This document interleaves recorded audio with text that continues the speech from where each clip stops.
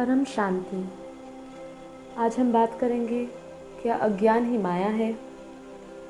माया का रूप क्या है? माया वो है जो हम अपनी बाहरी आंखों से देखते हैं। परमात्मा हमें हमेशा सिखाते हैं कि हमें अंतर्मुखी बनना चाहिए, बाहरी मुखी नहीं। हमारी सभी इंद्रियां हमें माया की ओर ही ले जाती है। हमारी कर्म इंद्रियां ही माया का एक रूप है जो हमें अंधकार में लेकर जाती है। हमारी आसक्तियाँ इंद्रियों द्वारा ही पैदा होती है।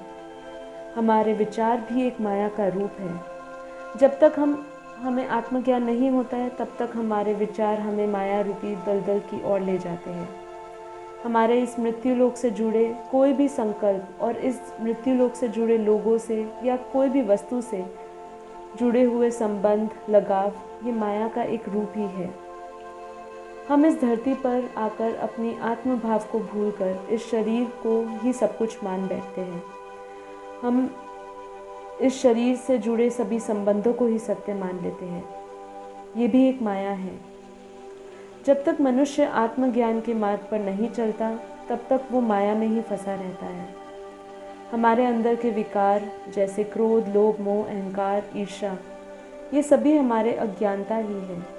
क्योंकि यदि मनुष्य को ज्ञान हो जाए अपने अस्तित्व का और अपने रचिता का, तो उसके मन में, बुद्धि में और संस्कार में पवित्रता आ जाती है।